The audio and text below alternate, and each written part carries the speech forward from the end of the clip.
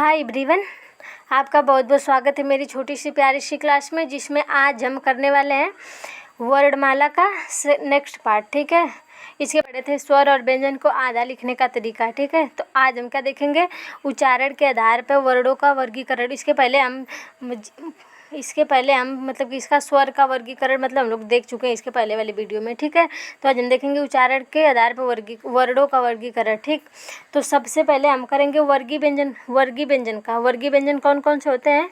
तो वर्गीय व्यंजन की संख्या कितनी होती है? वर्गीय व्यंजन की संख्या होती है 25। ठीक है, ये कौन कौन होते हैं? तो ये हैं, इधर देखते हैं, ये हैं क ख ग घ ङ च छ ज झ ञ ट ठ ड ढ अ ड़ त थ ध न, फिर इसके बाद प फ ब भ म। ये कौन कितने हैं? तो 1 2 3 4 5 5 10 15 20 25। ये कितने हुए? तो 25।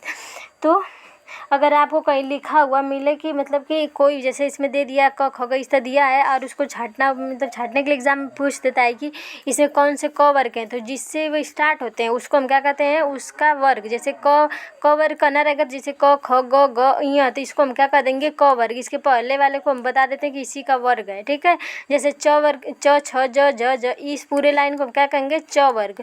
फिर इसके बाद ट ठ ड ढ अ ड़, किससे शुरुआत है? ट से, तो इसको हम क्या कहेंगे? ट वर्ग। इसी तरह त वर्ग, इसी तरह प वर्ग। ठीक है, तो अब ये बोले कहाँ जाते हैं? हमको इसका उच्चारण देखना है, तो इसका उच्चारण स्थान कहाँ कहाँ पे होता है? तो देखिए, आप अपने मुख के बारे में जानते होंगे। ठीक, तो जो ध्वनि निकलती है या तो कंठ से निकलेगी, फिर तालु से निकलेगी, उसके बाद मूर्धा से निकलेगी, फिर दंत से निकलेगी, फिर ओठ से, इसी तरह हमारे शरीर से मतलब क्या निकलती हैं? ध्वनियाँ निकलती हैं। ठीक है, तो जो कंठ से बोले जाते हैं उसको हम क्या कहते हैं? कंठव्य। जो कंठ से बोले जाते हैं उसको हम क्या कहते हैं? कंठव्य। इसके बाद जो तालु से बोले जाते हैं उसको हम क्या कहते हैं? तालव्य। इसके बाद जो मूर्धा से बोले जाते हैं उसको हम क्या कहते हैं? मूर्धन्य। फिर जो दंत से बोले जाते हैं उसको हम क्या कहते हैं? दंतव्य। फिर ओठ वाले को ओष्ठ्य। ठीक है, तो जो क वर्ग वाले होते हैं वो किससे बोले जाते हैं? तो क वर्ग वाले बोले जाते हैं हमारे कंठ से। फिर इसके बाद जो च वर्ग वाले होते हैं वो किससे बोले जाते हैं? वे बोले जाते हैं तालु से। फिर जो ट वर्ग वाले होते हैं वो किससे बोले जाते हैं? मूर्धा से। फिर इसके बाद जो त वर्ग वाले होते हैं वो दंत से। फिर प वर्ग वाले होठ से बोले जाते हैं। ठीक है, तो ये रहा 25 वर्गीय व्यंजन। ठीक है, अभी हमारा बचा है 33 में बस हम कितने पढ़े? अभी 25। अभी सबको देखेंगे ये कहाँ कहाँ से बोले जाते हैं। ठीक है, तो इसके बाद पहले हम स्वर को भी देख लेते हैं कि स्वर कहाँ कहाँ से बोले जाते हैं। जैसे अ है तो अ कहाँ से बोला जाता है, मतलब अ का उच्चारण स्थान कहाँ पे होता है। ठीक, तो इसको हम किस तरह देखेंगे? तो देखिए, क मतलब कंठ में कौन आएगा? हमारे क वर्ग आएंगे। फिर इसके बाद क वर्ग के साथ साथ हमारे आएंगे, क वर्ग के साथ साथ हमारे कौन कौन आएंगे? अ आ ह का जैसे विसर्ग, तो कौन कौन? अ आ और ह। ये किस में आएंगे? तो कंठ में आएंगे। ठीक है, और क ख ग घ अंगा अ आ और हरना वाला ह, फिर इसके बाद विसर्ग। ठीक, ये बोला जाता है कंठ से। फिर इसके बाद तालव्य से कौन कौन बोले जाते हैं? मतलब तालु से, तो तालु से च वर्ग पूरा, च वर्ग में च छ ज झ ञ। फिर इसके बाद ई बड़ी ई य और स, य और स, ये किससे बोले जाते हैं? तो इसको हम पूरा कर देंगे ईयस, मतलब ई बड़ी छोटी बड़ी य और स, ये किससे बोले जाएंगे? तालु से। तो तालु वर्ग से च वर्ग ई बड़ी ई य स, ये बोले जाते हैं तालु से। फिर इसके बाद मूर्धा से हमारे बोले जाते हैं ट वर्ग में ट ठ ड ढ ई अड़। फिर इसके बाद ऋषि, अभी ऋषि वाला बचा था ऋषि, फिर र, फिर स बड़ा वाला स, ये बोले जाते हैं मूर्धा से। ठीक है, फिर आते हैं दंत से, तो ये और कौन कौन बचा है? तभी ल बचा है, शरीफा वाला और ये खटको बड़ा वाला स बचा है। और इसके बाद ज में ये नुक्ता वाला ज। ठीक है, कहाँ से कि ज में तो हम जो ज है रियल वाला ज, उसको तो हम च वर्ग में देख चुके हैं। तो ये जो हमारा नुक्ता वाला ज, ये बोला जाता है दंत से। अभी भी हम नुक्ता वाले देखेंगे, आगे जो 5 होते हैं उसमें से हम बस अभी ज वाला देख रहे हैं। ठीक है, तो इसमें कौन कौन बोले जाएंगे? दंत से त वर्ग पूरा बोला जाएगा, ल बोला जाएगा, स बोला जाएगा और नुक्ता वाला ज बोला जाएगा। ठीक है, फिर इसके बाद आता है हमारा होठ से। तो होठ में बस मतलब कि इसमें स्वर में हमारे कौन कौन हो गया है? अ आ ई बड़ी ई री। फिर इसके बाद कौन कौन बचा है? ऊ और बड़ा ऊ। तो बड़ा ऊ और छोटा ऊ किस में आएगा? तो ये प वर्ग में। प वर्ग मतलब कि प वर्ग में नहीं आएगा, होठ से बोला जाएगा। इसमें प वर्ग वाला और ओठ, ये बड़ा ऊ और छोटा ऊ किस में बोला जाएगा? ओठ से बोला जाएगा। ठीक है, इसके बाद हमारे कौन कौन बचे हैं, हमारे 2 बचे हैं, मतलब 4 बचेंगे इसके बाद। तो इसके बाद हमारे कौन कौन बचे हैं, ए, ऐ, ओ और औ, ठीक। ए, ऐ, ओ और औ, तो ये किससे बोला जाएंगे। तो देखिए जो हमारा ए है और ये दोनों बोले जाएंगे कंठ प्लस तालब है, मतलब कंठ और तालु से। और जो ओ और औ है ये बोले जाएंगे कंठोस्थ। कंठोस्थ मतलब कि कंठ प्लस ओठ से। तो देखिए इसको इस तरह क्यों बोले जाते हैं। तो जैसे ए को हम क्या लिखते हैं, अ प्लस ई, तो अ किस में आएगा, तो देखिए अ हमारा आएगा कहाँ पे, और इसमें आ रहा है ना, इस वाले में, तो ये कंठ होगा, तो कंठ हो जाएगा। और ई कहाँ से बोला जाता है, ईयस हमारा इसमें आएगा तालु से, इसलिए मिला के क्या हो जाएगा, कंठव्य प्लस तालु। इसी तरह ए का भी कर लेंगे, ये भी इसमें आएगा। फिर ओ का हम जैसे देखेंगे, ओ किससे बोला जाता है, अ प्लस ऊ मिला के क्या हो जाएगा, ओ। तो अ किस में आता है, कंठ वर्ग में, कंठ से, और ऊ किस में बोला जाता है, ओठ से। तो इसको हम क्या बोल देंगे, कंठोस्थ, ठीक है। फिर इसके बाद हमारा बचा है कौन, व और फ। व किस में बोला जाएगा, दंतोष से। और इसके बाद जो हमारे सबसे लास्ट वाले को हम क्या कहते हैं, जो सबके लास्ट में आते हैं, क, ख, ग, घ, अंग, फिर इ, फिर अड़, फिर इसके बाद न, फिर म, फिर अंग, इसको हम बोलते हैं नासिक के व्यंजन। मतलब ये तो सारे वर्ग में आते हैं अपने, जैसे अड़ आ जाएगा, हमारे ट वर्ग में, इसी तरह न आ जाएगा हमारे त वर्ग में। लेकिन इसको हम क्या कहते हैं, नासिक के व्यंजन भी कहते हैं। और जो ये अंग है, अनुस्वार है, इसको भी, तो इसको हम क्या कहते हैं, नासिक के व्यंजन। इसकी संख्या कितनी है, तो अड़, अंग, उय, अड़, न, म और अंग, ठीक है।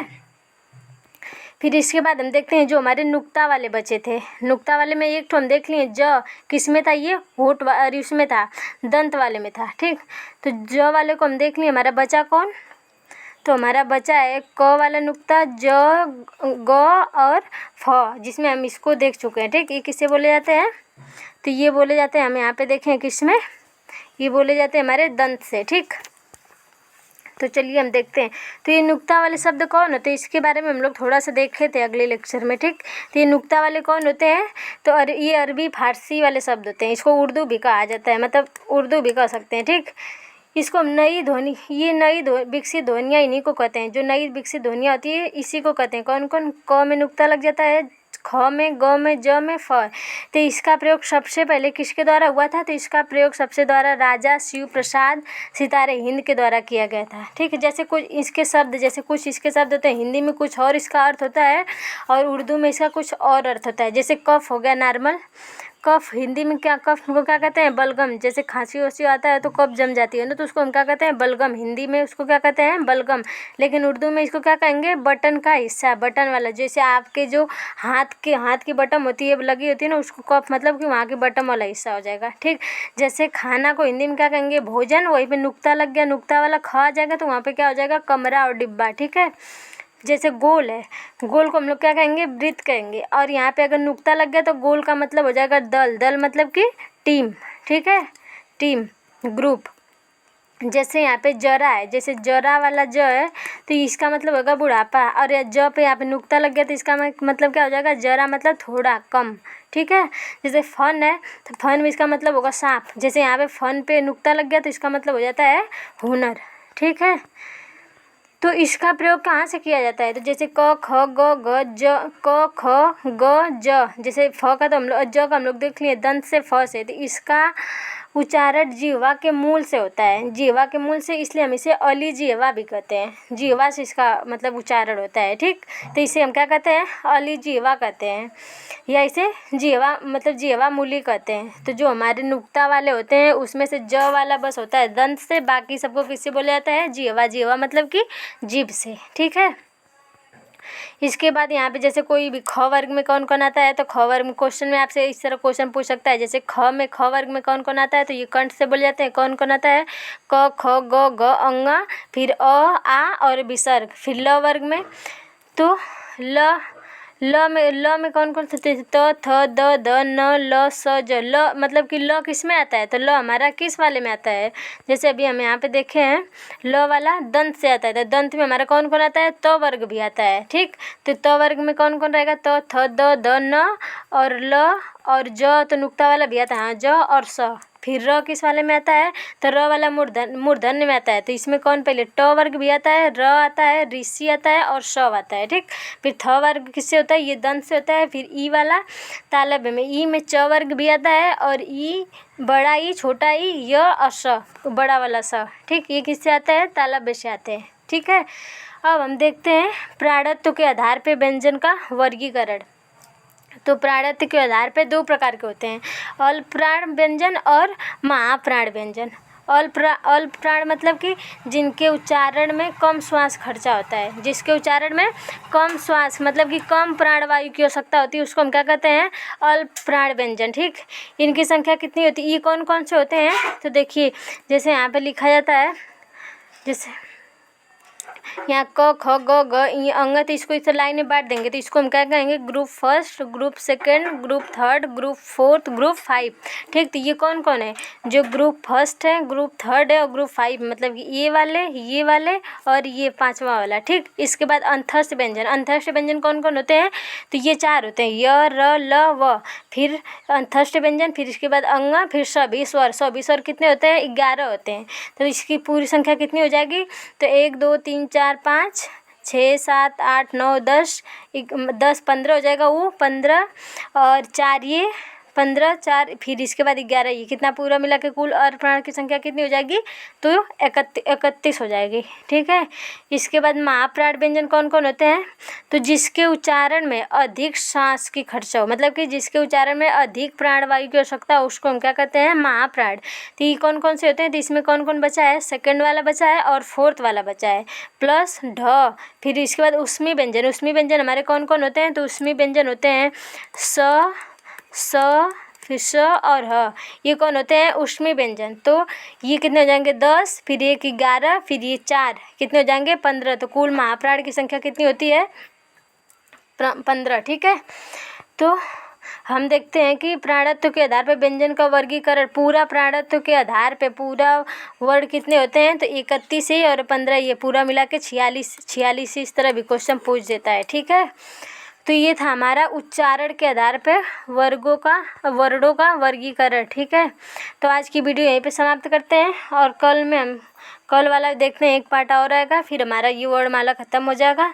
ठीक, तो हमारे चैनल को ज़रूर से ज़रूर सब्सक्राइब करिए और वीडियो आपको अच्छी लगे तो प्लीज़ इसको ज़्यादा से ज़्यादा शेयर करिए। मिलते हैं कल, और हमारी वीडियो को ज़्यादा से ज़्यादा लाइक करें। ठीक है, मिलते हैं कल, ख्याल रखिए अपना, टेक केयर।